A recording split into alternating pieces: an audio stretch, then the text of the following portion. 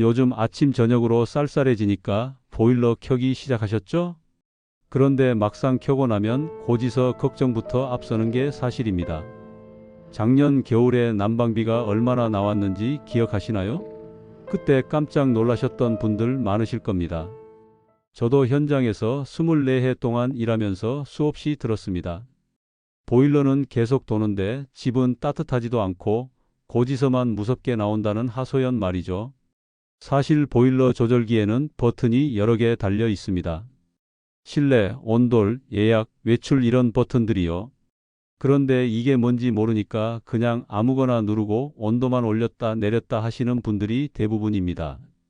설명서를 봐도 글씨가 작아서 읽기 힘드시고요.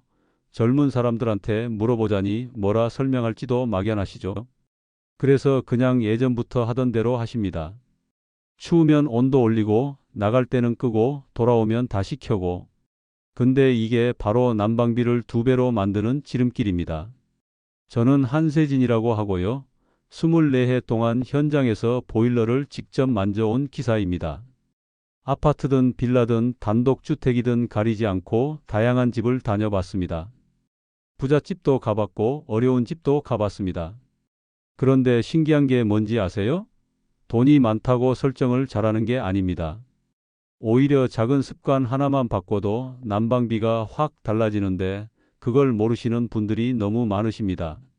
오늘 제가 여러분께 드릴 내용은 딱 3가지입니다. 첫째, 실내와 온돌 중에 뭘 선택해야 하는지. 둘째, 예약이랑 외출 버튼을 언제 어떻게 써야 하는지. 셋째, 온수 온도를 어떻게 맞춰야 하는지. 이 3가지만 제대로 아시면 됩니다. 복잡하게 들리시나요? 전혀 어렵지 않습니다. 제가 쉽게 설명드릴 테니까 끝까지만 들어보세요.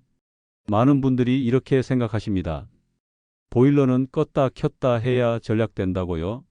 나갈 때 끄고 들어와서 켜야 가스를 안 쓴다고요. 그런데 이게 완전히 잘못된 겁니다. 오히려 꺼놓으면 집이 완전히 식어버려서 다시 켰을 때 그 차가운 집을 데우느라 가스가 엄청나게 들어갑니다. 이걸 저희는 재가열 폭탄이라고 부릅니다. 폭탄처럼 가스비가 확 튀어오르거든요. 요즘같이 계절이 바뀔 때마다 고지서 때문에 가슴이 철렁하시죠? 우체통에서 고지서 꺼낼 때 두근두근 하시고요. 봉투 뜯기 전에 한숨부터 나오시죠. 근데 설정만 딱 맞추시면 그럴 필요가 없습니다. 같은 온도로 맞춰도 보일러가 덜 돌고 집은 더 따뜻합니다. 이게 바로 제가 24해 동안 현장에서 직접 확인한 결과입니다. 오늘 이 영상을 끝까지 보시면 여러분도 조절기를 만질 수 있게 됩니다. 더 이상 어렵게 생각하실 필요가 없습니다. 이웃집 아주머니한테도 자랑하실 수 있고요. 자녀분들한테도 가르쳐 주실 수 있습니다. 그럼 지금부터 시작하겠습니다. 도움이 되셨다면 댓글에 1을, 별로였다면 0을 남겨주세요. 그리고 지금 여러분 댁 보일러 설정이 어떻게 되어 있는지도 궁금합니다. 실내인가요? 온돌인가요? 어제는 처남 친구 댁을 다녀왔습니다. 최성호 72세님 댁인데요. 전화로 난방비가 너무 많이 나온다고 하소연하셔서 제가 직접 가봤습니다. 가보니까 거실 조절기가 창가 바로 옆에 달려 있더라고요. 그분은 실내 모드만 쭉 쓰고 계셨어요. 그런데 창문으로 바람이 살짝만 스쳐도 센서가 춥다고 느끼니까 보일러가 쉴 틈이 없었습니다. 계속 돌아가는 거죠. 성우님 말씀이 외출할 때는 아껴야 된다고 생각해서 아예 전원을 내리신대요. 그리고 돌아오면 다시 켜고요. 샤워할 때는 뜨거운 물이 나와야 한다고 온수 온도를 항상 고로 맞춰 두셨습니다.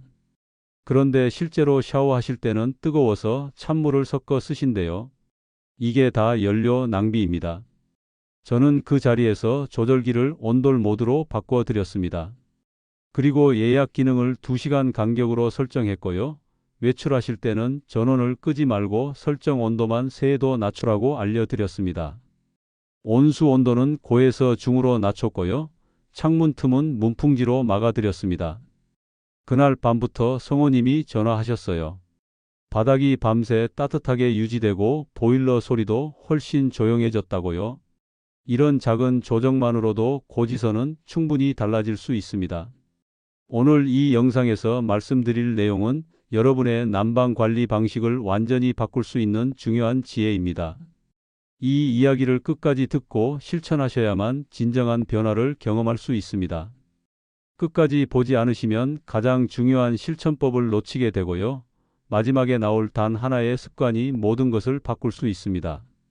혹시 아직 구독과 좋아요를 누르지 않으셨다면 지금 바로 눌러주세요. 이 채널은 여러분의 건강한 노년을 응원합니다. 이런 중요한 정보를 더 많은 분들이 알 수 있도록 구독과 좋아요로 응원해 주시면 정말 감사하겠습니다. 끝까지 보시면 왜 지금 당장 여러분의 작은 습관을 바꿔야 하는지 분명하게 깨닫게 되실 겁니다. 자, 여러분의 작은 설정 습관을 바꾸는 것만으로도 충분히 이런 변화는 일어날 수 있습니다. 그래서 이제는 우리 집에서 난방비를 키우는 잘못된 설정들을 하나씩 짚어보겠습니다. 조절기가 창가에 있거나 출입문 근처에 달려 있는데 실내 모드를 쓰고 계신 분들이 많습니다. 실내 모드는 조절기 주변 공기 온도를 보고 보일러를 켜고 끄는 방식입니다. 창가나 문 근처는 바람이 자주 지나가잖아요. 바람이 살짝만 스쳐도 센서는 춥다고 느껴서 보일러를 계속 돌립니다. 한국에너지공단 자료를 보면 온도 센서를 외부 공기 영향에서 떨어뜨려야 한다고 권고합니다. 박영수 68세님 댁은 베란다 옆에 조절기가 있었는데요. 온돌로 바꾸고 커튼 틈을 막았더니 가동이 훨씬 안정됐습니다. 조절기가 바람길에 있다면 온도를 우선으로 두시고요. 중앙 벽면이라면 실내 모드도 괜찮습니다. 여러분 댁 조절기는 지금 어디에 달려 있나요? 온돌 모드는 바닥 아래 난방수 온도를 일정하게 잡아서 복사열로 집을 오래 따뜻하게 유지하는 방식입니다. 바닥이 한번 데워지면 천천히 열을 내보내면서 실내 전체를 따뜻하게 만듭니다. 우리나라 주거 난방 실험을 보면 바닥 복사열 유지가 체감 온도를 높인다는 결과가 나옵니다. 이미자 73세님은 우풍 심한 빌라에서 실내 모드만 쓰시다가 추우셨는데 온돌로 바꾸니 밤새 포근해졌습니다.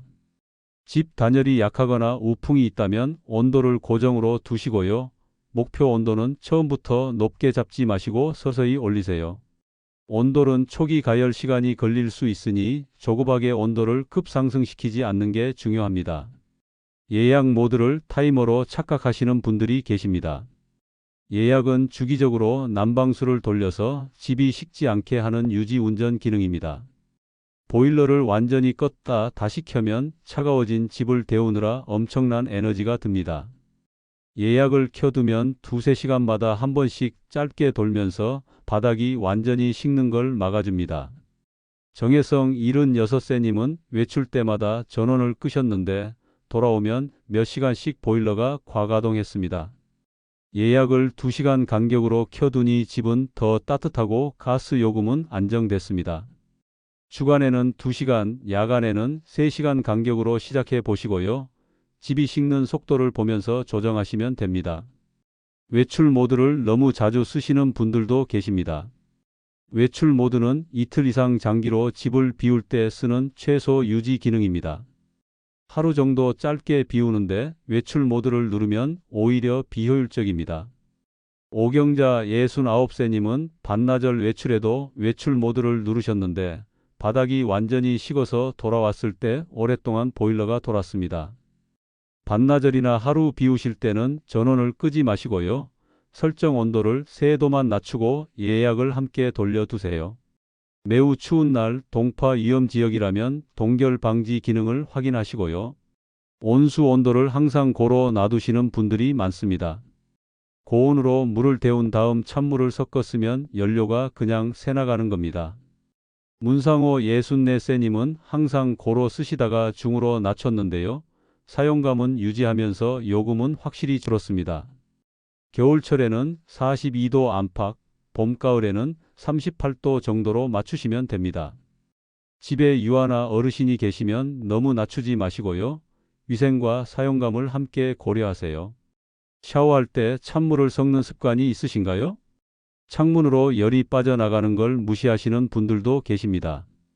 창문 틈새로 누설되는 바람과 낮은 습도는 체감 온도를 크게 떨어뜨립니다.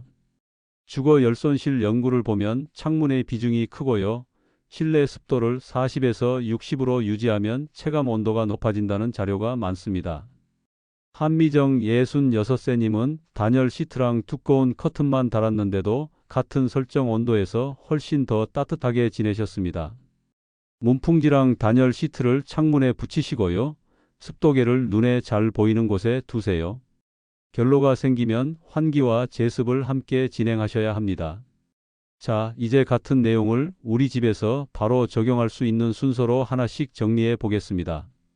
조절기가 어디에 달려 있는지부터 확인하셔야 합니다. 지금 당장 일어나셔서 조절기 위치를 한번 보세요. 창가나 출입문 근처라면 온돌 모드가 훨씬 유리하고요. 중앙 벽면이라면 실내 모드도 괜찮습니다. 조절기 앞에 직사광선이 들거나 찬바람이 통하는 길이 있으면 센서가 제대로 작동하지 않습니다. 손을 조절기 앞에 대 보시면 바람이 느껴지실 수도 있어요. 아침에 현관문 여닫을 때 조절기 근처로 바람이 오나요? 베란다 문 열 때는 어떤가요? 이런 것들을 확인하셔야 합니다. 만약 조절기 위치를 옮기기 어렵다면 온돌 모드로 고정해 두시고요. 두꺼운 커튼이랑 문풍지로 먼저 바람길을 줄여보세요. 조절기 바로 앞 창문에 두꺼운 커튼을 달면 효과가 큽니다. 단열 커튼이 아니어도 괜찮습니다. 일반 두꺼운 커튼만 달아도 바람을 막는 효과는 충분합니다. 조절기 바로 앞에 바람길이 있는지 한번 확인해 보셨나요? 목표 온도를 처음에 얼마로 잡느냐도 중요합니다. 무조건 높게 잡는다고 따뜻한 게 아닙니다. 신축 아파트는 단열이 잘 되어 있어서 낮은 목표 온도에서도 유지가 쉽습니다. 이중창에 벽 단열도 잘 되어 있으니까요.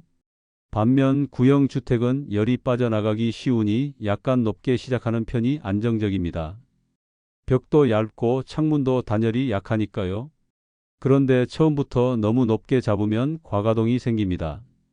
25도로 맞춰 놓으면 보일러가 그 온도 맞추느라 계속 돌아갑니다. 신축이라면 21도 정도에서 시작하시고요. 구형이라면 22도에서 23도 사이에서 시작하세요. 그 다음 하루 이틀 지내보시면서 체감에 따라 0.5도씩 천천히 조정하시면 됩니다. 아침에 일어났을 때 춥다 싶으면 0.5도 올리시고 자기 전에 덥다 싶으면 0.5도 내리시는 겁니다. 급하게 두세 도씩 올리지 마세요. 온돌은 한번 데워지면 오래 가니까 서서히 조정하는 게 좋습니다. 처음 설정 온도를 몇 도로 두셨나요? 예약 간격도 주간과 야간을 나눠서 생각하셔야 합니다. 낮에는 사람들이 활동을 많이 하니까 문도 자주 여닫고 환기도 하잖아요. 그러니 간격을 좁히는 게 좋습니다. 밤에는 잠을 자니까 문도 안 열고 환기도 안 하니까 간격을 넓혀도 괜찮습니다. 브랜드마다 예약 표시 방식이 달라서 설명서를 한번 확인하시는 게 좋습니다. 어떤 제품은 1시간, 2시간, 3시간으로 되어 있고요. 어떤 제품은 30분 단위로 조정됩니다. 주간에는 2시간, 야간에는 3시간 간격으로 시작하시고요. 바닥이 식는 속도를 보면서 1시간 범위 안에서 조금씩 조정해 보세요. 아침에 일어났을 때 바닥이 차갑다 싶으면 야간 간격을 2시간 반이나 2시간으로 좁히시고요. 충분히 따뜻하다 싶으면 3시간 반이나 4시간으로 넓히세요. 낮도 마찬가지입니다. 집에 계시는 시간이 길면 간격을 좁히시고 밖에 나가 계시는 시간이 길면 간격을 넓히세요. 밤새 바닥이 많이 식는 편이신가요? 외출할 때 어떻게 해야 할지도 시간대별로 나눠서 생각하셔야 합니다. 반나절 이내로 짧게 나갔다 오실 때는 유지 운전이 유리하고요. 이틀 이상 길게 비우실 때는 외출 모드가 더 효율적입니다. 짧게 나갔다 오실 때는 전원을 끄면 안 됩니다. 병원 다녀오시거나 장 보러 가시거나 친구 만나러 가실 때는 전원 그대로 두시고 온도만 낮추세요. 강추위에는 동결 방지 기능이 제대로 작동하는지 확인하시고요. 배관 보온도 함께 점검하셔야 합니다. 특히 화장실이나 보일러실 배관은 취약합니다. 단기 외출할 때는 전원을 끄지 마시고 설정 온도만 3도 낮춘 다음 예약을 유지하세요. 22도였으면 19도로 낮추는 겁니다. 장기 외출할 때는 외출 모드를 누르시고 수도 배관 보온 상태를 꼭 점검하세요. 수도꼭지를 살짝 틀어서 물이 흐르게 해 두시는 것도 방법입니다. 명절 때 고향 가시기 전에는 꼭 확인하세요.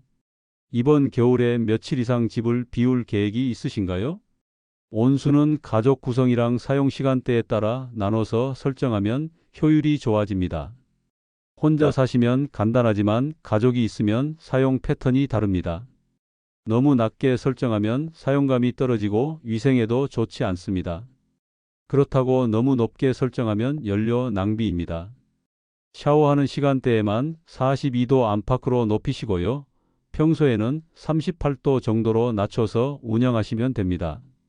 아침에 샤워하시는 분이 있으면 아침 시간대만 올리시고 저녁에 샤워하시면 저녁 시간대만 올리세요.